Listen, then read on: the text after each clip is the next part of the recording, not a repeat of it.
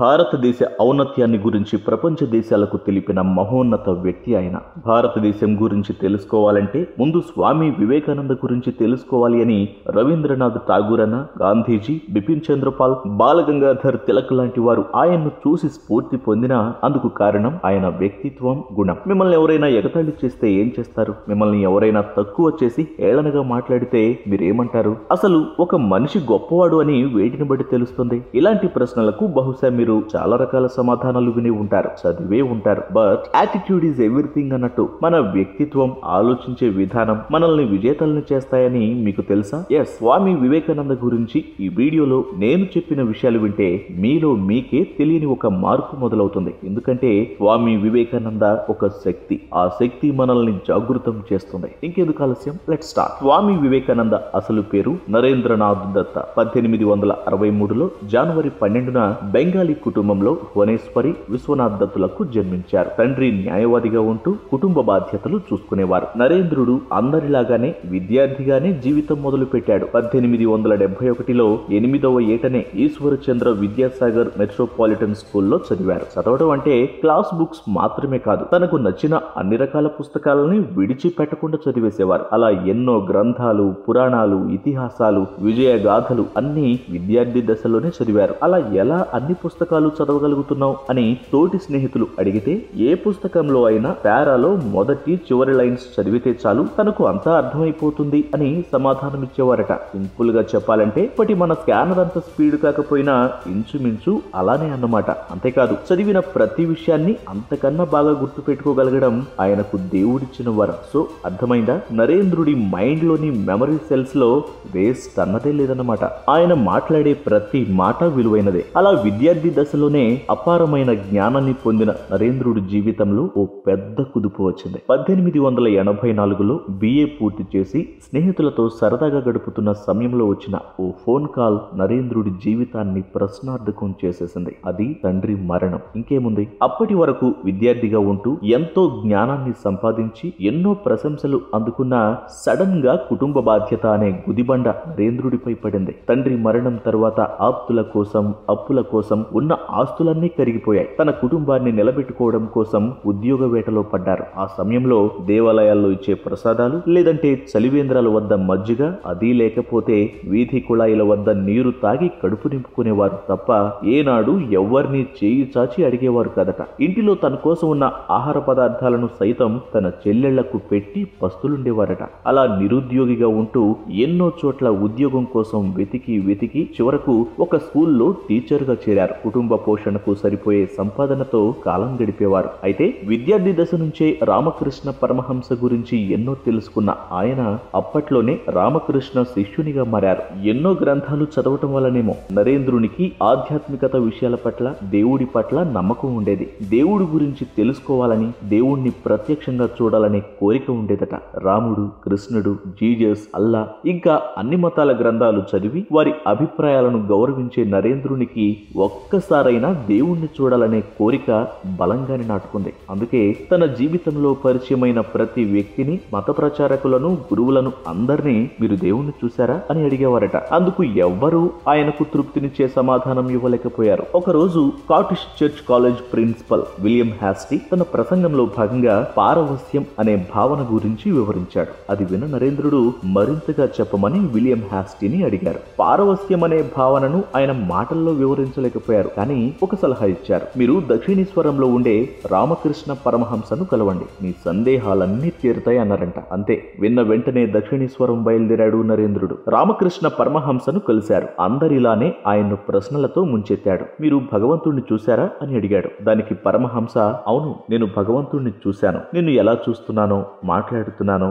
అలానే అంటూ చిన్నగా నవ్వారు. దాంతో మన నరేంద్రుడి ఆనందానికి అవధుల్లేవు. మొదటిసారి దేవుణ్ణి చూశాను అని ఒక వ్యక్తి చెప్పడం తనకు ఎంతో సంతోషాన్ని, ఆశ్చర్యాన్ని కలిగించాయి. కానీ తనకు తానుగా భగవంతుణ్ణి చూసే వరకు నమ్మను అన్నారు. తనకు కూడా దేవుణ్ణి చూపించమని అడిగారు. ఆ వెంటనే ఎదురుగా కూర్చున్న నరేంద్రుని ఒడిలో రామకృష్ణ పరమహంస తన 2 కాళ్ళు ఉంచారు. అంతే, నరేంద్రుని బాహ్య స్మృతి పోయి ఏవో తెలియని తన్మయత్వం, పారవస్యం కలిగాయి. ఒక పక్క ఆనందం, ఆశ్చర్యం, మరో పక్క ఏదో తెలియని భయం. యువకుడైన నరేంద్రుడు ఆ క్షణంలో వింతగా ప్రవర్తించాడు. నన్నేం చేస్తున్నారు? నన్ను వదిలేయండి, నా కోసం నా కుటుంబం ఎదురు చూస్తూ ఉంటుంది అంటూ అరిచి మొరపెట్టుకున్నాడు. రామకృష్ణ పరమహంస నరేంద్రుని ప్రవర్తనకు నవ్వుకొని నరేంద్రుడి ఒడిలో నుంచి తన కాళ్లను పక్కకు తీసి ఈ రోజుకిది చాలు, ఇక వెళ్ళు అన్నారు. అలా రామకృష్ణ పరమహంస సన్నిధిలోనే కొన్ని రోజులు గడిపి ఎన్నో అద్భుతాలను స్వయంగా చూసి ఆధ్యాత్మికంగా మరింత బలవంతుడయ్యాడు. అలా అలా యువకుడిగా ఉన్నప్పుడే సన్యాసిగా మారాడు నరేంద్రుడు. అప్పటి నుంచి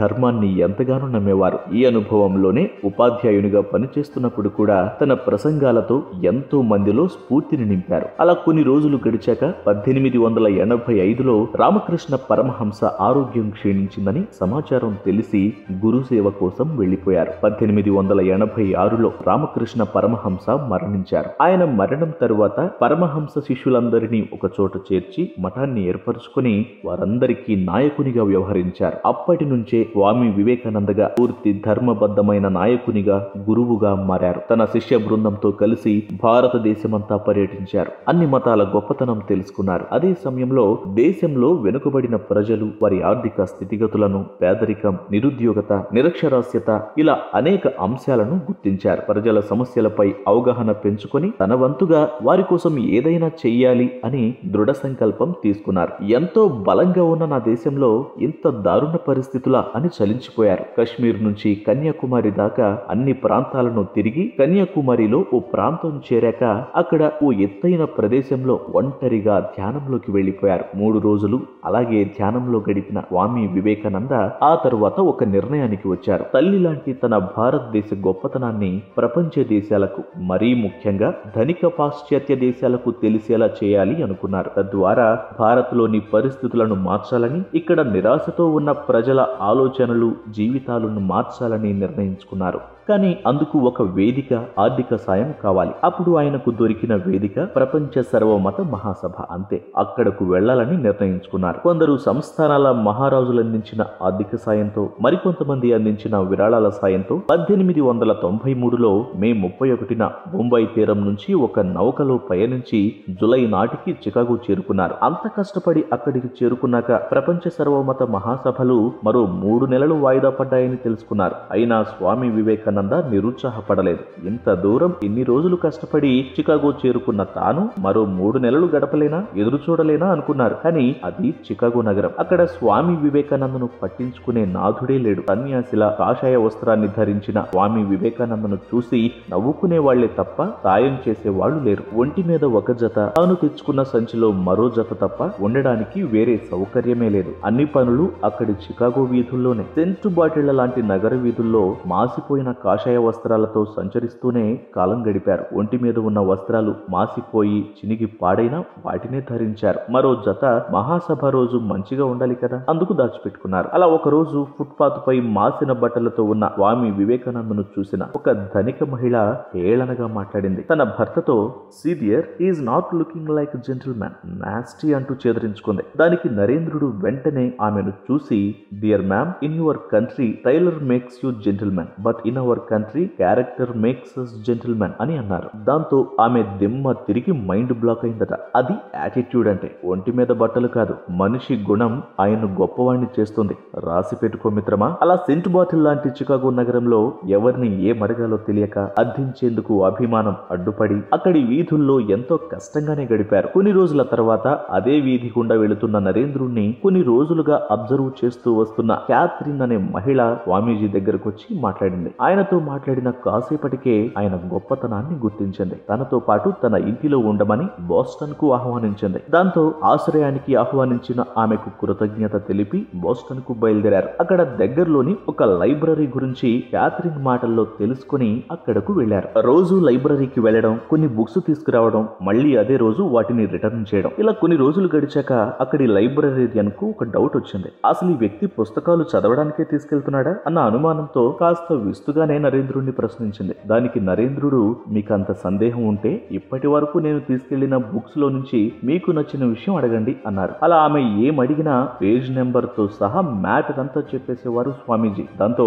స్వామీజీ అపారమైన మేధస్సుకు ఆమె ఆశ్చర్యపోయింది. ఇక అప్పటి నుంచి నరేంద్రుని కోసం ఆ లైబ్రరీలోని మంచి మంచి పుస్తకాలను సెలెక్ట్ చేసి మరీ ఇచ్చేదామె. అలా ఇంచుమించు ఆ లైబ్రరీలో ఉన్న అన్ని పుస్తకాలను చదివేశారు స్వామి వివేకానంద. అందుకే ఆయన్ను పుస్తకాల పురుగు పొరుగు అనడం అతిశయోక్తి కాదేమో. ఒకరోజు క్యాథరిన్ ఇంటికి వచ్చిన ప్రొఫెసర్ జేహెచ్ రైట్ తో స్వామీజీకి పరిచయమైంది.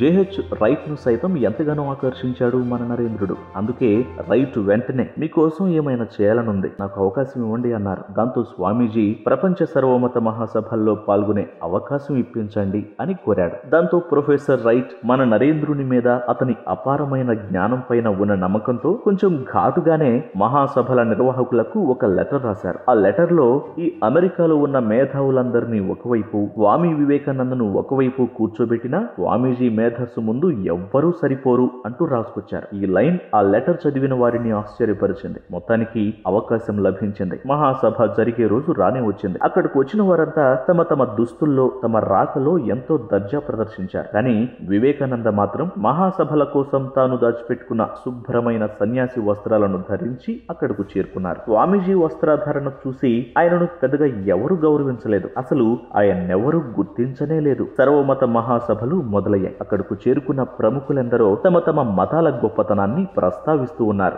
అలా అలా చిట్ట చివరకు స్వామి వివేకానంద ప్రసంగించే సమయం వచ్చింది. లేచి వేదిక మీదకు వెళ్తున్న స్వామీజీని చూసి ఏనేం మాట్లాడతాడు, అవతారమే ఇంత వింతగా ఉందే అని వెటకారంగా నవ్వని వారు లేరు ఆ సభలో. అయినా సంస్కారం నిండుగా ఉన్న నిటారు శరీరం అది ఇలాంటివి లెక్క చేస్తుందా?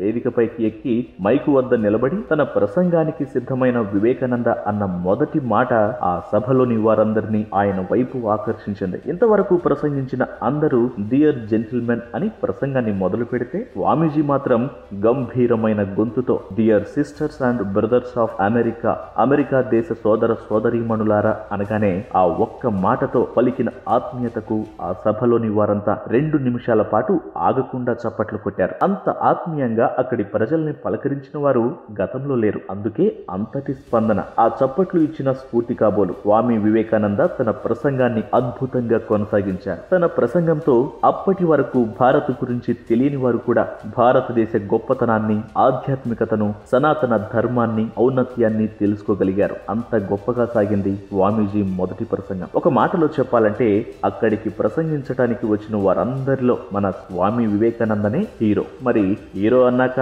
షేక్ హ్యాండ్స్, ఆటోగ్రాఫ్స్ ఇవన్నీ ఉండాలి కదా. అంతా హడావిడి అయిపోయాక మరుసటి రోజు చికాగో వార్తాపత్రికల్లో ఫ్రంట్ పేజ్ లో స్వామి వివేకానంద గురించే ఏ సైక్లోనిక్ మాంక్ ఫ్రమ్ ఇండియా, యుగానికి ఒక్కడు, మహాపురుషుడు అంటూ గొప్ప గొప్ప హెడ్లైన్స్ ప్రచురించాయి. ఒక్కటంటే ఒక్క రోజులోనే స్వామి వివేకానంద ఇమేజ్, ఆయన ఫాలోయింగ్ అంతా మారిపోయింది. రోజు రోజుకు స్వామీజీ స్పీచ్ కోసం మాత్రమే మహాసభకు హాజరయ్యే వారి సంఖ్య పెరిగింది. స్వామీజీ స్పీచ్ అయిపోగానే ప్రాంగణం సగానికి సగం ఖాళీ అయిపోయేది. దీంతో సభ నిర్వాహకులు ప్రజల్ని నిలువరించే క్రమంలో స్వామీజీని ప్రసంగం చివర్లో ఇవ్వమని అభ్యర్థించారు. అది మన భరత జాతి గొప్పతనం. కానీ ప్రతి మంచి పని విజయం వెనుక చాడోలా చెడు కూడా ఉంటుంది కదా. రోజు రోజుకు పెరుగుతున్న స్వామీజీ ప్రాభవాన్ని చూసి కొంతమంది మత గురువులు, ప్రముఖులకు అసూయ పెరిగింది.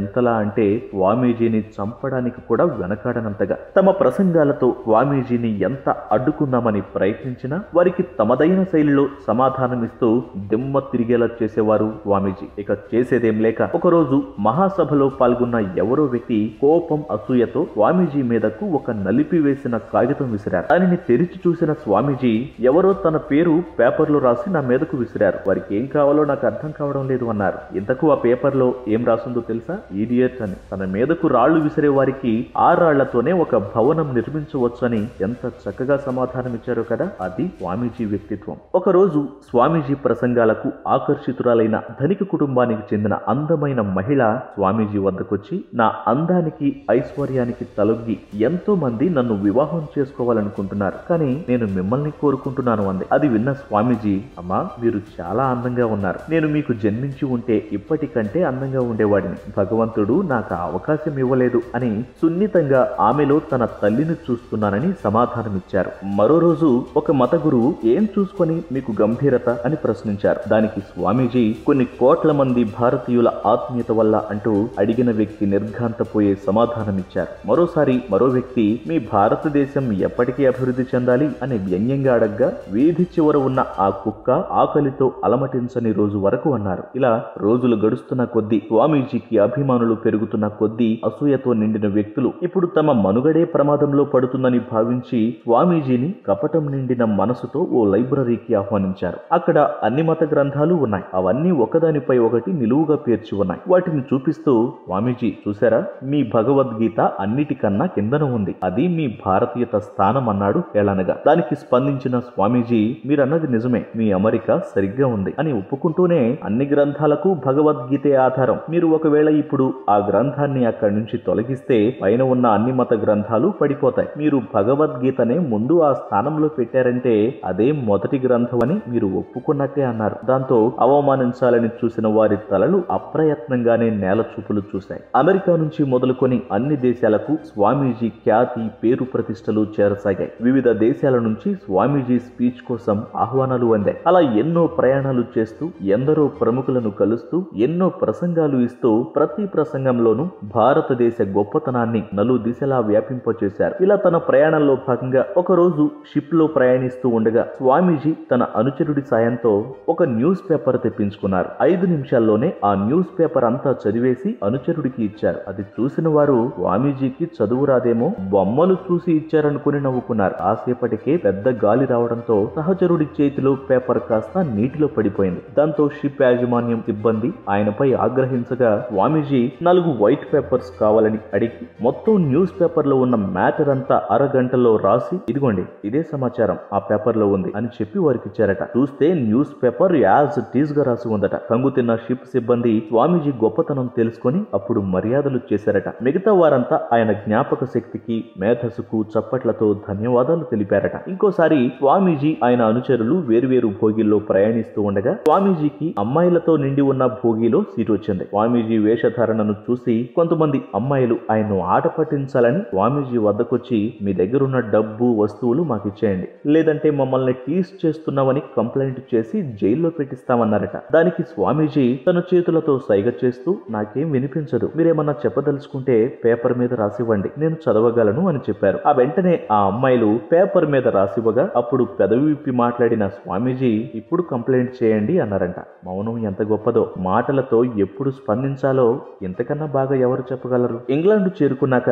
అక్కడ ఎన్నో ప్రసంగాలు ఇచ్చిన స్వామీజీ ఇంట్రడ్యూసింగ్ లో భాగంగా తన పేరును, నేను భారతదేశం నుంచి వచ్చిన భారతీయ వ్యక్తి స్వామి వివేకానందను అని పరిచయం చేసుకునేవారు. అలా ఎవరైనా తన గురించి తెలుసుకోవాలి అనుకున్నా, ఎవరో భారతీయ వ్యక్తి అంట చాలా గొప్ప ప్రసంగం చేశారు అని చెప్పుకునే స్థాయి వరకు దేశం గురించి ప్రచారం చేశారు. ఒక రోజు ఒక బ్రిటన్ అధికారి స్వామీజీని ఆహ్వానించి డిన్నర్ అరేంజ్ చేశారు. అందరూ స్పూన్స్ తో తింటూ ఉంటే స్వామీజీ చేతితో తినడం చూసిన ఆ అధికారి, ఇప్పటికీ మీ భారతీయులకు స్పూన్ తో తినడం రాదా, చేతితోనే తింటారా అన్నారంట. దానికి స్వామీజీ, మీరు తింటున్న ఈ స్పూన్స్ మీకంటే ముందు చాలా మంది వాడే ఉంటారు, అని పుట్టినప్పటి నుంచి ఇప్పటి వరకు నా చేతులతో నేను మాత్రమే తింటున్నాను తృప్తిగా అన్నారట. అంతే, అక్కడున్న చాలా మంది తమ ప్లేట్స్ లో స్పూన్స్ పడేసిన శబ్దం చాలా రోజులు తమ చెవిలో మ్రోగిందని చెప్పేవారు స్వామీజీ. చేతితో తినడం నామోషిగా భావించే వారికి ఇంతకన్నా సమాధానం ఇంకేం కావాలి? బ్రిటన్ నుంచి తిరిగి వస్తున్నప్పుడు ట్రైన్ లో స్వామీజీతో పాటు మరో ఆఫీసర్ కూడా అదే క్యాబిన్ లో ఉన్నారట. ఆ ఆఫీసర్ కు స్వామీజీ వేషధారణ ఏ మాత్రం నచ్చలేదు. ఇంగ్లీష్ లో ఏవేవో గొణుగుతూ ఉన్నారు. స్వామీజీ నిద్రపోయాక ఆయన బూట్లను కిటికీలో నుంచి బయటకు విసిరేశారు. అది గమనించిన స్వామీజీ వెంటనే రియాక్ట్ అవ్వలేదు. కాసేపు ఆగి ఆఫీసర్ నిద్రపోయాక ఆయన ఖరీదైన కోట్ను బయటకు విసిరేశారు. నిద్ర లేచాక ఆఫీసర్ తన కోటు గురించి స్వామీజీని కోపంగా చూస్తూ, నా కోట్ ఎక్కడా అని అడిగారట. దానికి స్వామీజీ, సార్ మీ కోటు నా బూట్లను వెతకడానికి వెళ్ళింది అన్నారంట. అందుకే సమయానికి సమయం ఇస్తే సమాధానం అదే దొరుకుతుంది అనేది. భగవద్గీతను మనసా వాచ నమ్మే వివేకానంద ఆచరణలో కూడా పాటించి చూపించారు. ఎటువంటి పరిస్థితులు ఎదురైనా ఆత్మ, శరీరం ఇవే గొప్పవి, అంతకు మించిన ఐశ్వర్యం ఏముంది అన్న రీతిలో గంభీరంగా జీవించేవారు. ఇలా జీవించటం ఏ కొద్ది మందికో సాధ్యమని చెప్పాలి. అందులో అతి ముఖ్యులు స్వామి వివేకానంద. అమెరికన్ స్వామి వివేకానంద స్పీచ్ ని, ఆయన మాటల్ని పుస్తకాల రూపంలో ప్రపంచానికి పరిచయం చేశారు. స్వామి వివేకానంద మీద ఉన్న గౌరవంతో చికాగోలోని ఒక వీధి పేరును ఇప్పటికీ ఆయన పేరు మీదనే స్వామి వివేకానంద వాల్ స్ట్రీట్ గా కొనసాగిస్తున్నారు. ఇంగ్లాండ్, యూరోపియన్ దేశాలు ఆయన గౌరవార్థం విగ్రహాలను, ఆయన సంతకాలతో కూడిన ప్రతులను ఇప్పటికీ భద్రపరుచుకున్నాయి. అలా దేశ విదేశాల్లో భారతదేశ గొప్పతనాన్ని తన ప్రసంగాలతో వివరించి భారతదేశం అంటే ప్రపంచ దేశాలకు గౌరవం ఏర్పడేలా చేసిన ఆ మహోన్నతమైన వ్యక్తి గురించి భారత్లోని కొంతమంది స్వార్థంతో విష ప్రచారం చేయడం బాధాకరం. అయినప్పటికీ ఎందరో యువకులు, ఎంతో మంది గొప్ప నాయకులు ఆయన మాటలతో స్ఫూర్తి పొందారు. ఇప్పటికీ స్ఫూర్తిదాయకంగానే ఆయన మాటలు నిలిచాయి, చరిత్రలో కూడా నిలుస్తాయి. ఇప్పటికీ ప్రపంచ దేశాలు భారతదేశం పేరు వినగానే రెండు చేతులు జోడించి నమస్కారం అంటున్నారంటే వివిధ దేశాల్లో రామకృష్ణ మిషన్ శాఖల ద్వారా వివేకానంద అందించిన విజ్ఞానమే కారణం. ప్రపంచానికి సంస్కారం నేర్పిన స్వామి వివేకానంద తన 39వ ఏట అంటే 1902 జూలై 4న తన శిష్యులకు శుక్ల యజుర్వేదాన్ని వివరించి ధ్యానంలోకి వెళ్లి తుది శ్వాస విడిచారు. వారి శిష్యులు చెప్పిన దాని ప్రకారం చాలా సార్లు 40 ఏళ్లలోపే తాను మరణిస్తానని ముందుగానే చెప్పేవారట స్వామీజీ. అలా భరతమాత ఖ్యాతిని ఇనుమడింపజేసేందుకు వచ్చిన కారణ జన్ముడయ్యారు. శ్రీకృష్ణుడు సూచించిన భక్తి, కర్మ, జ్ఞానయోగాలను మిళితం చేసి అందరినీ జాగృతం చేశారు. తాను లేకపోయినా తన మాటలతో ఈ భూమిపై మానవ మనుగడ ఉండే వరకు స్ఫూర్తి పొందేలా చేసిన భరతమాత ముద్దుబిడ్డ స్వామి వివేకానంద.